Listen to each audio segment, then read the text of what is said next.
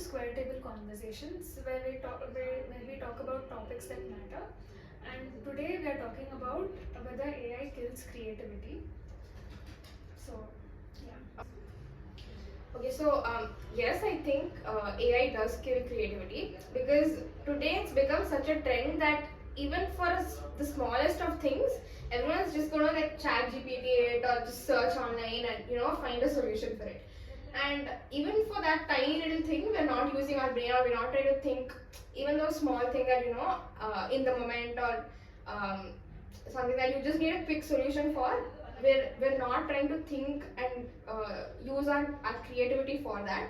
It's just become so easy to like check online or use AI to get an answer for that. And I think that's it's not going down the right path, and it's going to be destructive in the future. I think this exactly is an example of how human intelligence has developed, if you see. Because if you say everybody is going for a simple solution, that's not the case. Few years ago, like let's say, actually few decades ago, people used to go and visit libraries for more information.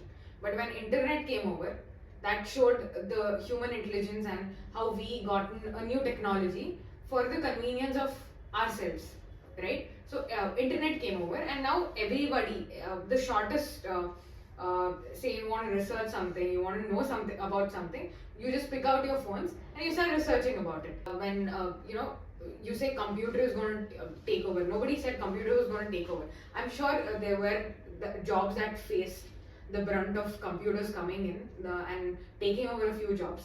But those jobs were, replaced over time, and better jobs for to match the human intelligence came up.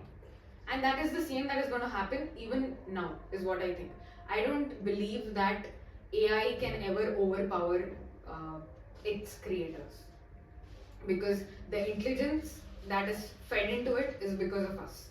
So I think we are heading towards a time where we can still control it and we can reach better heights. So that's our take on how it's not killing creativity, but it's fueling more in creativity and intelligence into humans, and expanding our horizons, helping us expand horizons. So AI actually is a product of human intelligence. We ourselves have developed it. So I feel the creation of AI itself is a depiction of how creative humans can be. And like she said before, there was before internet and everything, there was people used to go to libraries to do research and everything. The same way, if imagine if AI was not there or internet was not there, for everything, each and every person had to do their own research, do their own, for any problem solving, they had to do their own process, research, everything. Don't you think with AI we're setting a standard that this amount of information is easy to get, and anything above that is what human intelligence will be used for. So we for all of us will now start thinking beyond what AI can think, and that is what I think that kind of fuels our creativity. Because without AI, we would think of something, but someone else would have also thought about it, and that's, you're not trying to come up with something new over there. Okay, it's all whatever possible solutions are there. You're just trying to think of themselves that by yourself. But now you know what are the solutions available all everywhere, because AI gives you that fast response. Now your task is to come up with something that is not there, something which AI cannot think of. So I think that's as creative as humans can get. Okay, so when it comes to artists, like what you said is this might be true for academics or professionals or whatever it is, but when it comes to artists and people who create, maybe draw something on paper, do something like that. So when it comes to that, it used to be unique to each person. now someone can give AI a few references, like a few hundred references or 50 references, something like that. And I have recently watched a video where a person gave references of a child and made a whole storybook out of that. So AI can easily replace the paper, pen and paper art, or the painting kind of art that was being done. So it can be easily replaced by AI. By you can make a whole storybook out of AI. So when it comes to artists who paint or do such stuff, I think AI is killing their, like taking away their creativity or job in that sense. See, like when industrial revolution came place, it kind of, for example, clothes or handicraft, anything, people had to make it with their own hands. But after industrial revolution, everything, the machines came into place, everything was industrialized, there was a process. But the value of handicraft now is way more than what it was before, because people value it now. They know how much effort it takes, and people who know it and are very passionate about it still pursue handicraft. I think it'll be the same thing with artists now.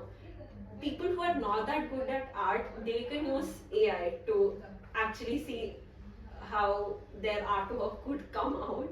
But people who are actually good at it will still continue pursuing it, pursuing the normal art, whatever they used to do in the pen and paper. And I think the people who are not very artistic, they can use AI to act. They might have ideas, but they were not good at drawing. They can use AI as a tool to showcase their creativity without actually having that skill.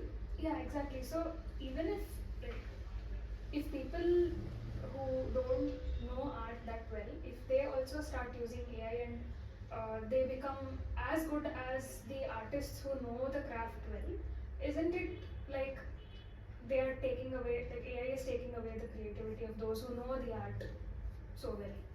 But what about all these deep fakes and all of those things that are going on the internet, especially on the internet where things can go really viral nowadays?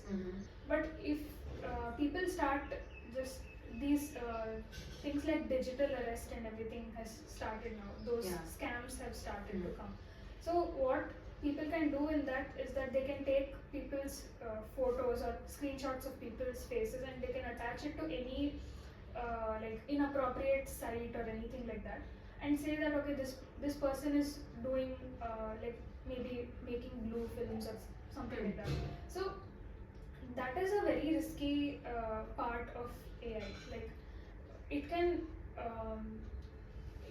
maybe some video editor or someone can be blamed for making such videos, even if that person has not made it. AI has made it. So such things are also happening on the flip side.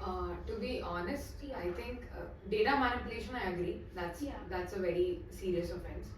But to be honest, before this happened, way before AI came.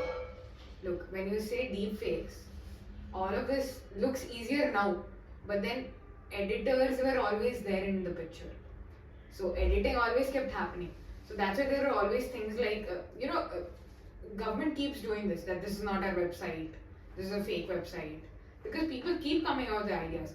AI has not got nothing to do with it. It's the creative people that are doing this. Right? The scammers will always find creative ways of, looting people and things like that. It's up to you to keep up to date to all these scams. Use AI to do it. Ask AI what are the new scams. Why don't you use things to your advantage? Okay, so but don't you think it has become easier for people to fake things?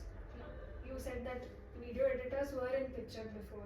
Deepfakes used to happen before, but it is more accessible now for everyone because AI, generative AI and image producing AI is free. So people, anyone and everyone can do deepfakes nowadays. So that it is more accessible. Don't you? Yeah, and adding to that point, it's becoming more and more people. It's becoming more difficult for people to identify what is real and what is not. So people are losing a track of reality itself because of such photos and videos, and these days it's come to such a point where if you see something online, you have to think twice. It's not like olden days where okay, something is there, this is real, I can believe this. It's not that. That's not the case. It's become like you need to doubt something, you need to think twice, thrice before actually believing some news or photos, videos, whatever it is, because this whole editing thing has come to such a level that you can really not make out what is real and what is fake anymore. And I think that has come to that point only because of AI. At least before, there used to be that small glitch or whatever it is, and you could still identify that okay, this is fake, this is not the thing. But with AI, I think it's added, and that should not be the case. That people cannot even identify what is real or not anymore.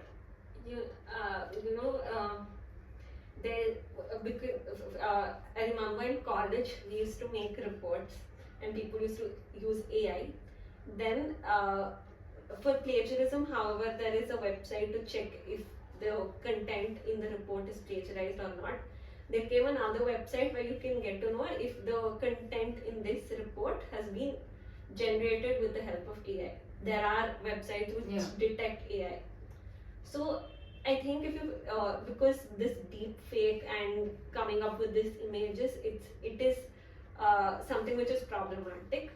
Maybe the social media websites that we use, they can come up with an option where they can get to know if this image is AI or is it real. Another good thing is people used to just believe whatever they used to put on social media before. Now at least they doubt it because it might be AI generated. That's a good. They don't believe whatever that they see. So that is somewhere a good thing, but that can be, since this is a problem, social media websites can improve. They can use their creativity, come up with features that help you understand which is real and which is fake. For example, for a movie, a setting, they had to do a setting and everything. That was very expensive. Now with AI, before there was CGI and everything. Now it becomes even more easy for. But again, that's also a skill. So this whole set that they used to put for the movies, that was a whole skill. There was a whole team that used to come, set it up, all that. It was employing. Yeah, it was employing so many number of people, and I think you guys might have heard of that movie Barbie. So for that movie, they used a real set instead of AI, and that movie became even more special because it was so unique. So these days, it's become so unique that they use an actual set, and that was used as a factor to promote the whole movie. So doing something real has become unique these days.